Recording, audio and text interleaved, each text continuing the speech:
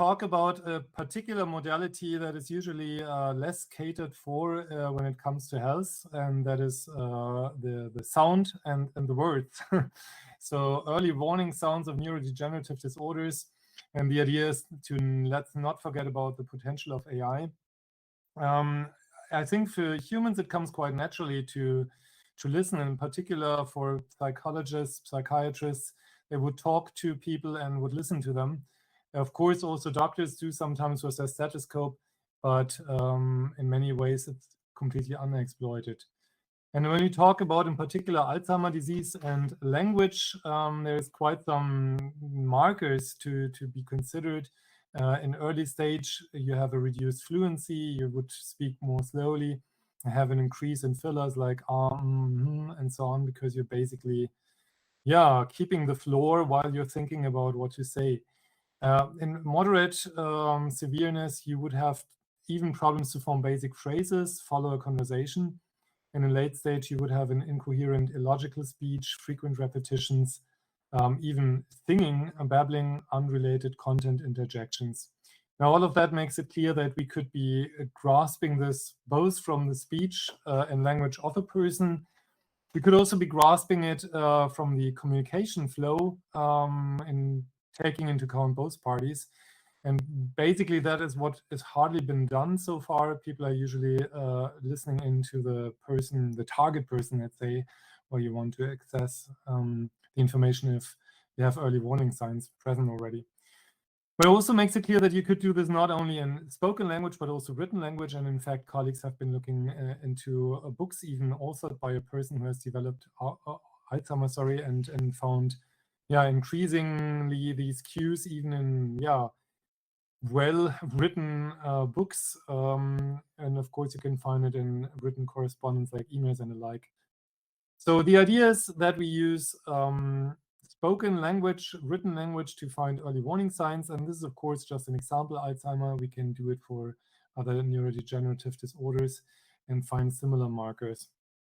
That means we could also predict in which stage you're currently in, and not only if you're having warning signs or not.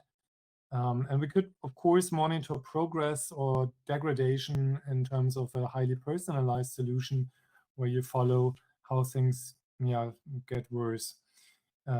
Basically meaning that you would not even have to have necessarily a trained model, which is the current state of the art that we use supervised machine learning, but you could have an unsupervised approach that finds novelty and degradation rather than being trained on large amounts of data. That is very promising. Why didn't we do it yet? Probably because we don't have so much longitudinal data collected from people, which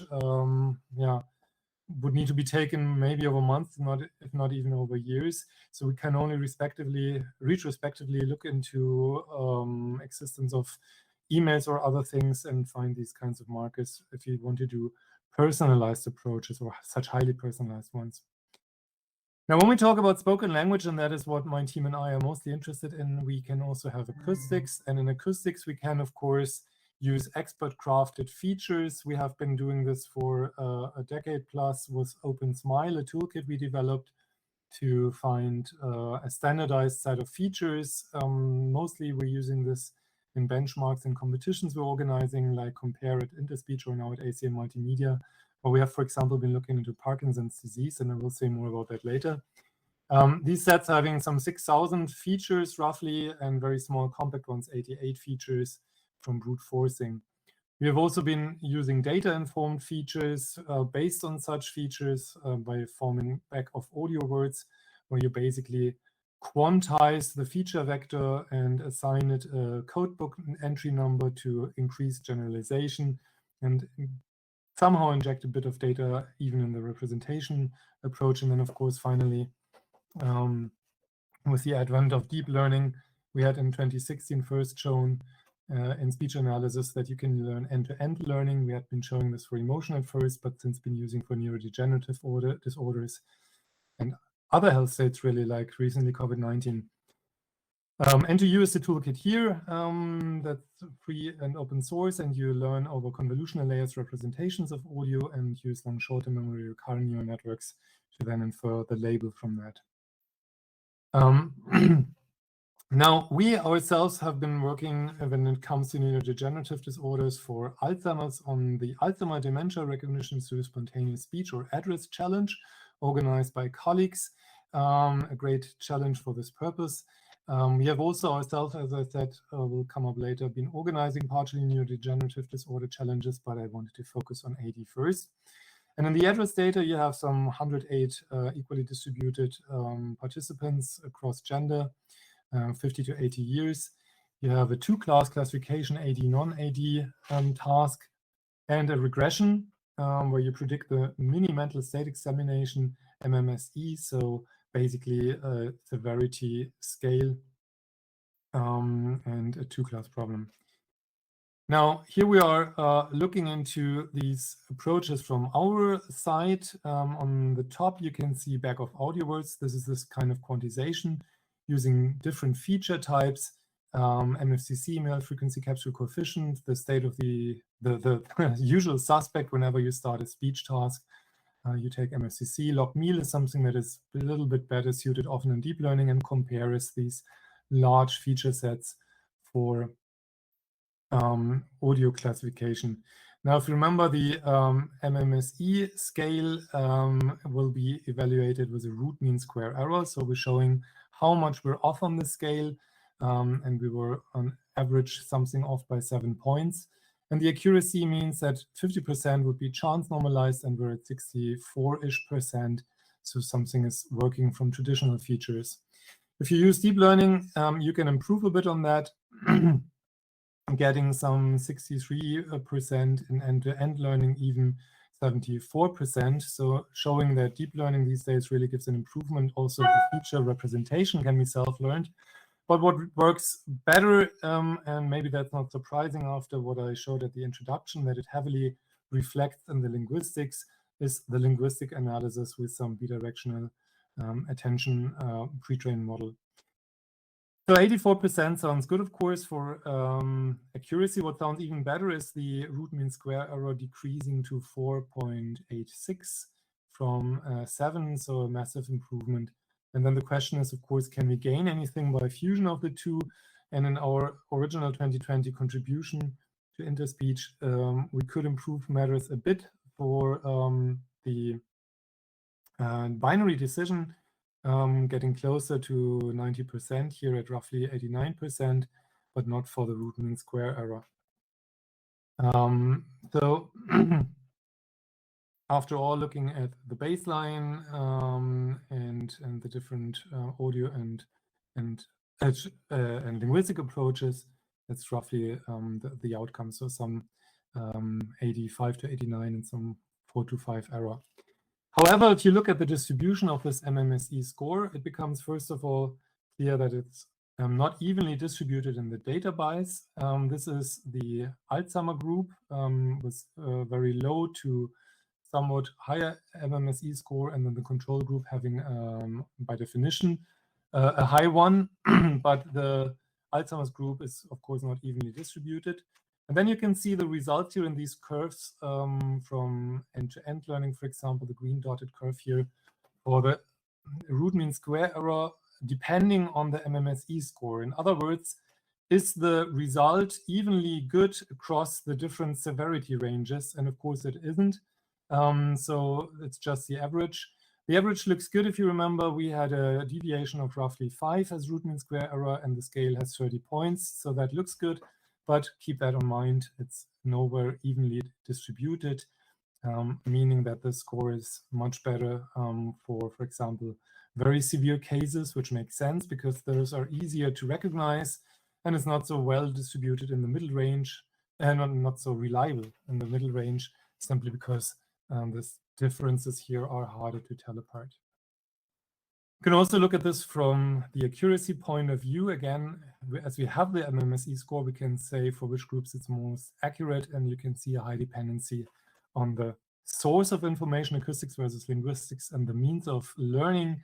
So overall, yeah, we have to keep in mind that we're not really fair yet.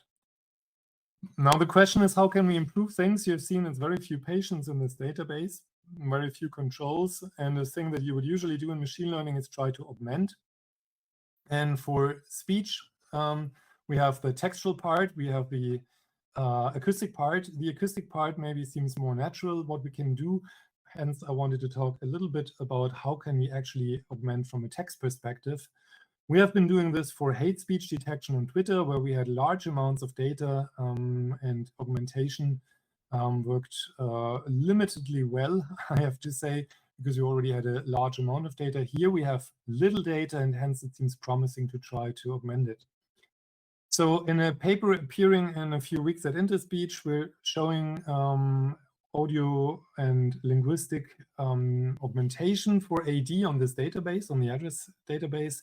And you can enter some noise into the text by deleting sentences. You can do some easy data augmentation by random replacement, inserting and deletion of whole words.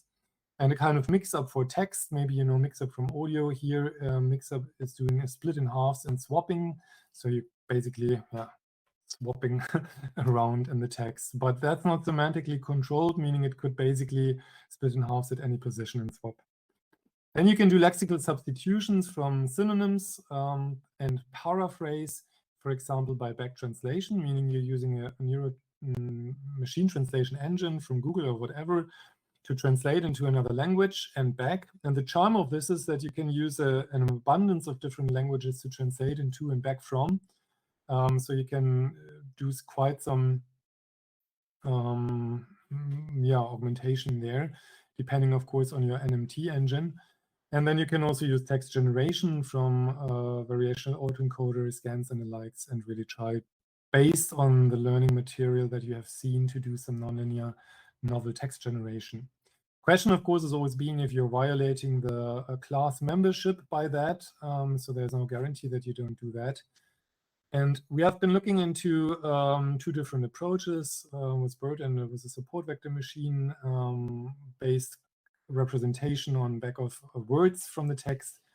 And when you look at the baseline at tests, you have 78% for the classification. You can see that some of these approaches give a minor gain, maybe EDA, that was the easy replacement, deletion, and so on the word level, is not too bad. Sorry.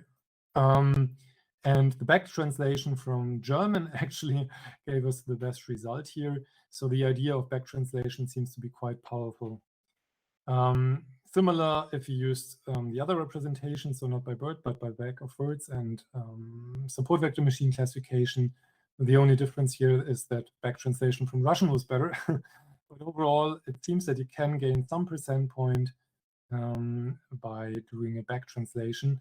And as said, this idea is powerful in the sense that if you use several languages to translate into and back from, maybe differently challenging, like another language family and back, you could get even better results.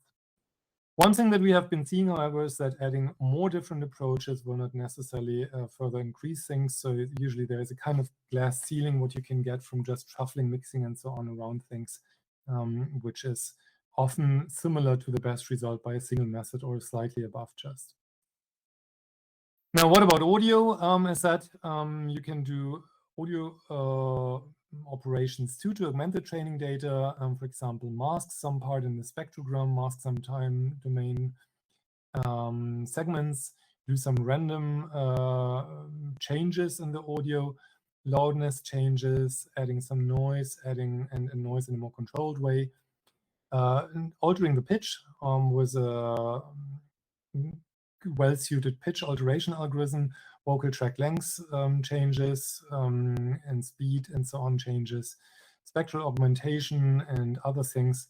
And in short, again, you see the baseline at 67% on test for random forest or AST. Some transformer we have been using, it's a bit better, 70%. And what you gain is 74%. And that's a bit of frustrating here because it's best with a random operation to augment the data, and the more controlled one do not give you really much improvement.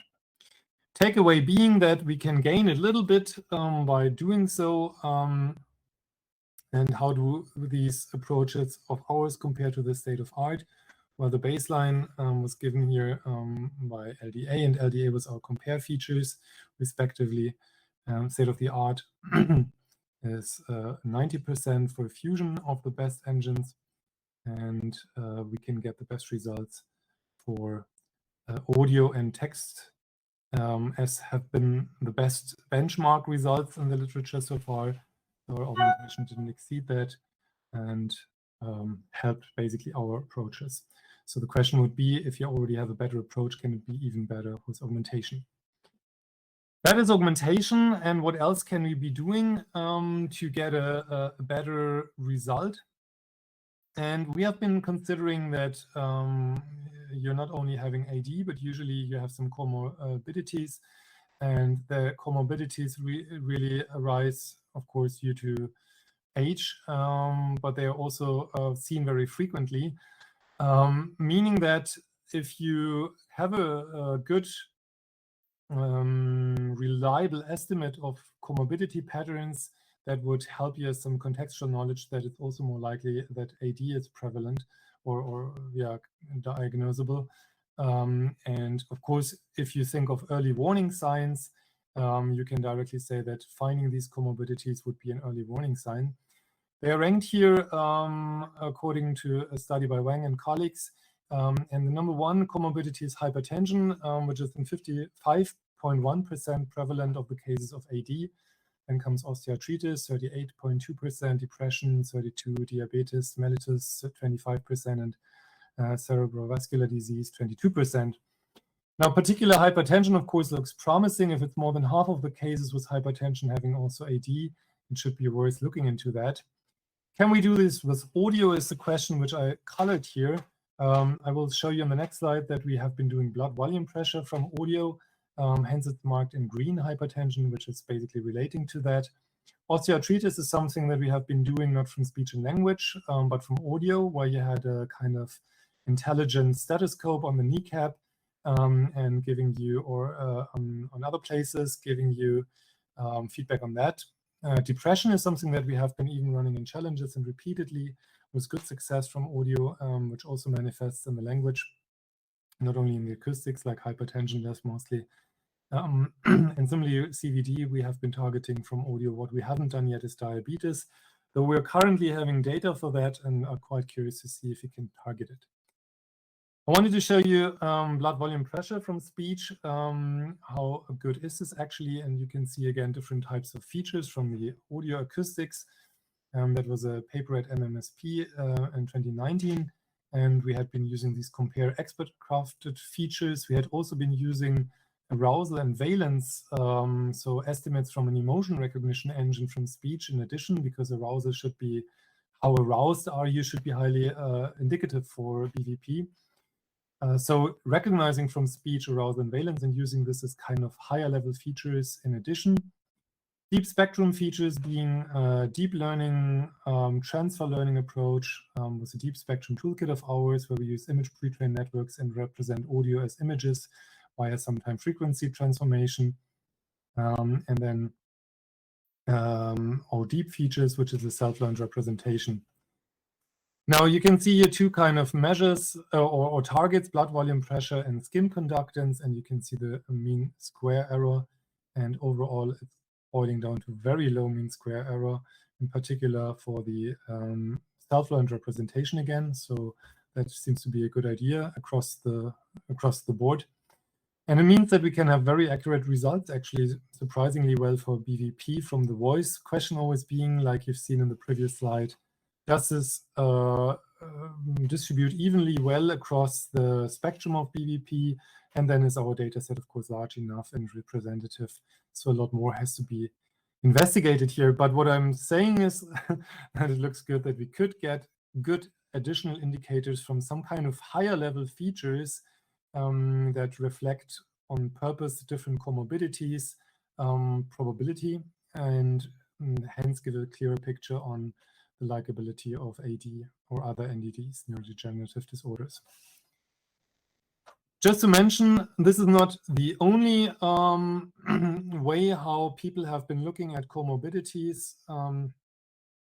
And they have also been looking at this from other perspectives, coming to quite different rankings. In the ranking by Pobla-Duaplu and colleagues, they have been ranking PD, Parkinson's disease, congestive heart failure, then again cerebrovascular disease on top of the board, anemia, cardiac arrhythmia, chronic skin ulcers, osteoporosis, and others. And I mark here in green again the ones we have already been targeting from speech: PD, congestive heart failure, cerebrovascular disease, cardiac arrhythmia, osteoporosis, insomnia, anxiety, and neurosis. So all of these, again, idea being that we use these as kind of higher level data trained markers that can help diagnose AD early warning signs. I just wanted to show one example here, and that is PD, Parkinson's disease, which is of course highly related to this workshop anyhow. And last year with colleagues from Finland, we have been publishing on the detection of Parkinson's disease, in particular with human-crafted glottal features, and have been looking into how well can we recognize Parkinson from that. This does not look overly reliable, let's say, because we have some 68% at the end of the day. We have seen papers in other databases being more positive about the problem, but at least it's clearly above 50%. Just to mention, as it is maybe interesting, that the glottal features indeed have been better than other kinds of features based on articulation, phonation, prosody, and combinations thereof. And finally, could also contribute to a fusion, improvement of the fusion of the other feature set. But it shows, as said, that comorbidities could be an interesting thing to look into. Now, this leads us to the question, can we also integrate data from other sources? So far, we have been looking at linguistic markers, at acoustic markers, from large pre-trained NLPs networks and some end-to-end learning, for example. The idea has been to integrate indicators of comorbidities into the picture. We have no paper or study done on if this is helpful yet, because we're lacking the data where we have a transcription of comorbidities. We are lasting for that right about now. But what about integrating other modalities? And in this workshop, there are other papers and talks also that are targeting this.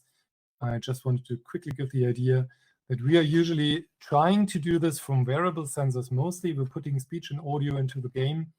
And of course, it's easiest for us not to go with these lab-heavy other sensors, but really what we're mostly doing is a combination with video. That's great for depression, for example, as we have facial expression, for example, or body posture.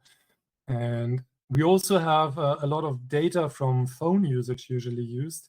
It's not on this picture here because it's rather medical, let's say, and the perception, but it's great for depression recognition, for example. And of course, it could be for Alzheimer too, because you would find, or dementia, that people are starting to forget their appointments. And yeah, you can generally see a lot from the sensors on the smartphone, like near field communication. Are people still mingling with others, or are they more getting into isolation? That's what we use in depression, but why not consider it here too? Just wanted to mention two particularly suited algorithms we have been doing lately for the multimodal fusion. On the left-hand side, you're seeing deep canonical time warping. Deep canonical time warping is able to do what? Time warping, but across heterogeneous information sources, meaning that if I use, for example, audio together with video, or whatever medical signal or sensor signal from my smartphone, they are usually asynchronous, maybe badly synced, but also really warping differently in time, having non-equidistant sampling or things like that. And deep canonical time warping uses a spatial transformation from deep neural networks put together with temporal alignment, following a kind of DTW, dynamic time warping principle, similar to CTC in deep neural networks. So in other words, it's just giving you the benefits of deep learning for fusing different modalities, and it uses canonical correlation in order to be able to fuse heterogeneous information sources like image and sound, even being different in terms of frame rate or synchronity. It's been so far the best approach in terms of error on the data sets we have been using in terms of comparing with concurrent similarly suited algorithms that can fuse different or synchronize, sorry, different heterogeneous information sources. And on the right-hand side, you see our neural network approach to fuse all these modalities after synchronization. So we're synchronizing and then have branches in the network for visual, audio, and physiology features. We can enter some patient e-health record data, and then we're reflecting culture, gender, and individual things inside the network as asynchronously fed data into it, or by fanning out into different aspects, and do a multi-target learning. And that is our vision usually. So we don't want to have one phenomenon targeted in isolation, but I've been showing you the comorbidities of AD, and of course this holds for other neurodevelopmental disorders, neurodegenerative disorders. I think I've been saying this wrongly before, sorry. So the idea is that we want to get the broad picture. We aim to target PD and AD and whatever else side by side, so that we exactly model these comorbidities and get a clear picture on what's going on exactly. Now the question is the data quality sufficient to process this in the wild? We want to do an early detection, meaning that maybe your smartwatch has a microphone, or you're using your phone and it grasps your speech and language as you go.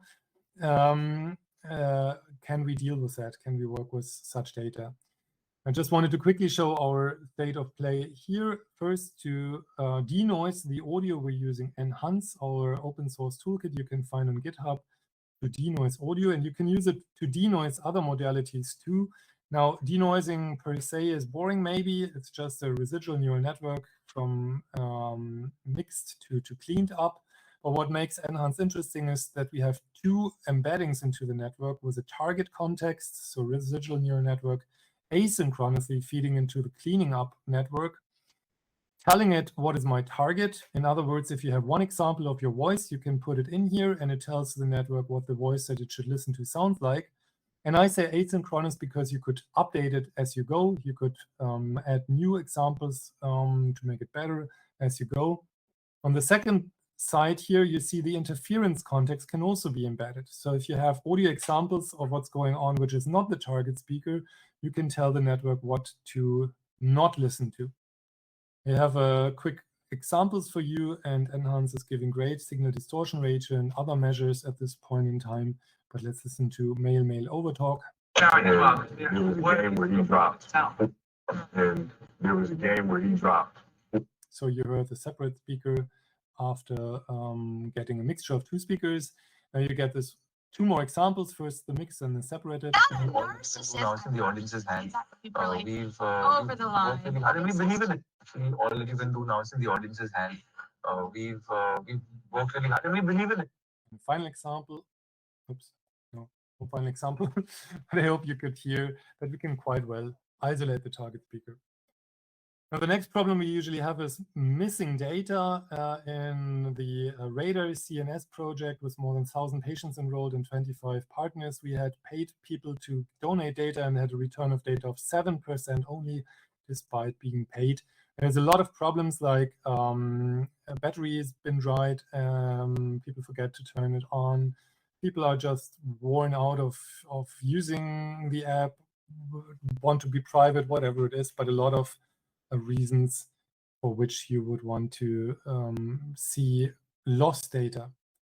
We have been putting together ConcealNet for this. ConcealNet is concealing missing data by a long short-term memory recurrent neural network. If you do not have to be online, you can use past and future context in a bidirectional manner. And what you can see here is the original data in blue, where the data was simulated to be missing. This can be speech, this can be any other sensor data. Maybe you're having a sensor which is loosely attached and hence producing dropout.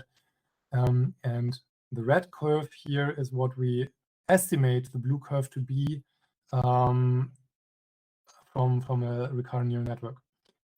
You can see that it is doing good results at the beginning, and then it drifts a little bit off. And if the gap gets too long, of course, it drifts heavily off, hence the bidirectional approach, which should be better a bit. At some point, however, if the gap gets too long, of course, it deteriorates, and you can't predict sample by sample good results. What you can, however, do with that is still do good results for health state recognition. Here we've just been estimating arousal, not AD or PD. Well, we saw that even with a 50% loss of information, we had almost the same result as if we had had all the original data after concealing the missing data. And even at 85%, we could do reasonable results. So you can recover some of the missing data, let's say. Then we're currently moving more and more into transformers, in particular WAF2-VEC2. We have been doing this for emotion recognition. We're now doing it for AD, for PD, and other neurodegenerative. Yes, this time I got it right. Neurodegenerative disorder, sorry, but we're working a lot on developmental ones too. So an NDD. And what we can see is how much do the different approaches cluster by different factors. So the baseline, the gender, the subject, and the target. Now, this is the baseline, for example, was a WAF2-VEC 2.0 transformer being used as self-supervised learning paradigm for feature representation learning. And what you can see is that it heavily clusters by the database. So it does not give a good result in cross-database setting. It clusters heavily by gender. It clusters quite a lot by the subject and not so well by the actual target.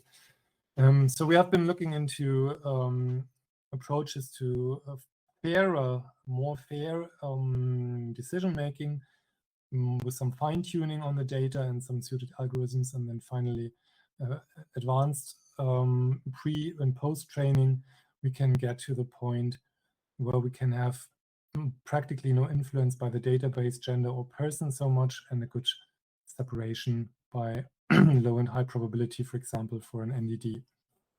So what I'm trying to say here is simply that, like you've seen in the first graph for the AD score, the distribution is, of course, not only depending on where on the scale you are, but it's also not fair across different genders, subjects, and so on. We can, however, cater for that and without losing accuracy, reach a fairer result in the end. Now, from the machine learning perspective, I've said that mostly what we're doing now is end-to-end learning, and because this has given the best results, you've seen that for AD. And then, of course, we often have this idea of a black box approach, and we don't know what's going on. Let's see what we can get easily, and what we can get is the filters that have been learned from the convolutional part of the network. Maybe not very telling. We can see the attention patterns that have been learned. That is a little bit more telling because it says where in the audio spectrogram or at which words, on which words has it been paying emphasis to. We can also correlate the representations learned with representations we know. We have been correlating our networks with traditional features and found that they're listening a lot to prosody. So we had very high correlations for energy and pitch.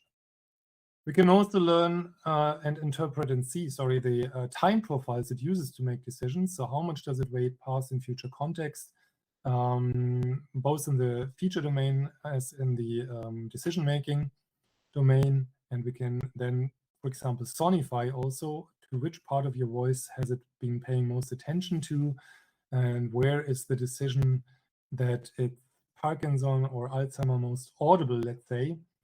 And finally, of course, we can do some low-dimensional cluster preserving transformation to see how things are being decided.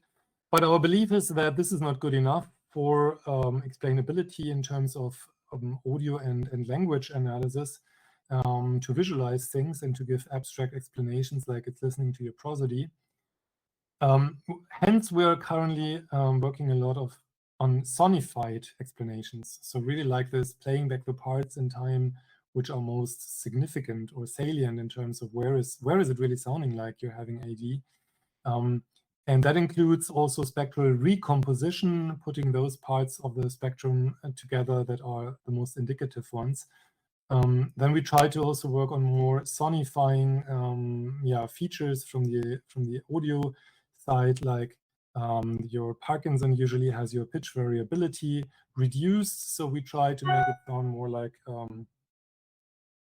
reduced or not. Question in all of this is it really automatic? Can we just give the audio and the label of AD or PD to the network and it takes it from there, learns its representation and everything? Actually, no, because we still need to design the network, the best network topology to deliver the service.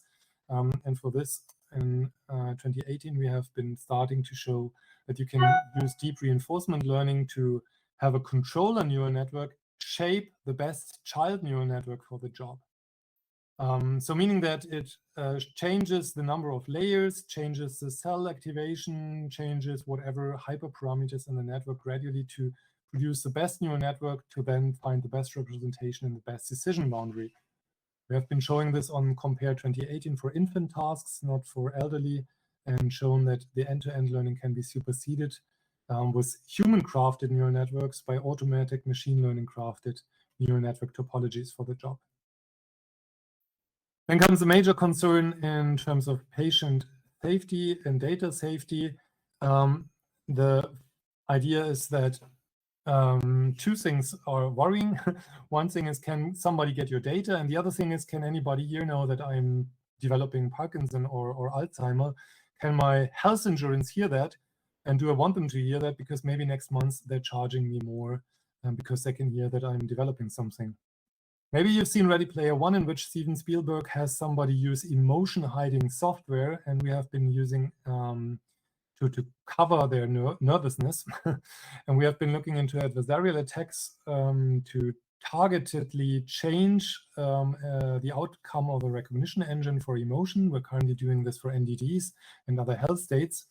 In other words, we're designing a noise which is imperceivable to the human ear and lay it over the audio of yours in real time, such that it on purpose produces another outcome in the listening AI. In this example, you see an angry speech sample. We overlay this noise, and already from looking at it, you can't find a difference in this. It's very fine, and it produces on purpose at very high probability a happiness prediction from an angry voice. And the same thing can be done, of course, if you're having Alzheimer or Parkinson's, that it produces a very high score for non-Parkinson or non-AD. So you can hide to your health insurance your early warning signs, at least to its AI.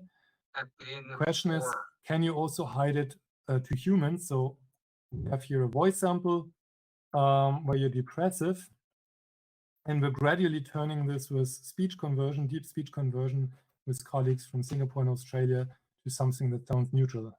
At the end of four, at the end of four, at the end of four, at the end of four. So the idea is that you can use also conversion techniques on the acoustic side, at least, easily to cover for it. On the linguistic side, it's a bit tricky, of course, to do this in real time, but it's interesting to see if you can cover things. Then you can hope that people are donating a lot of data, even if you make efficient enough algorithms to run locally and nobody has to send their data via the net. Federated learning is the method of the hour, where you're not sending your original data, for example, audiovisual data of yours, but you're just sending back your local AIs or deep learning updates to a server. With adversarial attacks, you can regain the data and the health state, so that's not good. But we could be showing that you can use federated learning that only shares partial updates, and with that, it's not possible any longer. So that is usable and applicable already. Then comes efficiency, and efficiency is, of course, important to run it on your local device. We have been using very simple tricks like quantizing the weights in the neural network from float to integer, pruning neurons which are having low weight connections on average to other neurons. And by that, we could reduce models by 95% with the same accuracy, making it, allowing us to run it on the smartwatch without problems, so you can really run it locally. We're also using improvements on TensorFlow's end to have a lightweight architecture for our representation learning in deep spectrum, for example. We can now run the feature representation as fast as on a laptop or on a desktop on your mobile device. So that's great improvement. Now, the point at this moment is in time is that we want to go into real world products and really see if we can prove effectiveness in the real world. For that, we need to come to a loud device and approval from FDA or similar. In Germany, we currently have some 33 digital apps only, 5 of which are coming from a partner we're working with. So we're now going into the stage. What we're doing in terms of regularization efforts is mainly benchmarking in challenges. What is the state of the art? What's the state of play? Does this really work? Such that bodies like FDA or similar could be looking into this and gain trust in if these approaches work. We have been running 33 competitions so far at Interspeech, at ACM Multimedia, at the International Conference on Machine Learning at NeurIPS and other places. And Parkinson's disease, as I said, was the one NED we have been targeting. And many of the other comorbidities like depression, heart disorders and the like have been targeted, so we can get a somewhat good idea of what is feasible. And then finally, of course, we need some decision making from a clinical perspective. And we have here you as a patient or you as a clinical personnel, as a patient giving your data, as a clinical personnel getting from an AI electronic health record updates and decision suggestions. And our vision for this is that we want to decide earlier, attentively and responsibly, doing pretty much the things I've been showing: source separation, representation learning and modeling to decide. Earlier in terms of data efficiency, computing efficiency and data integration.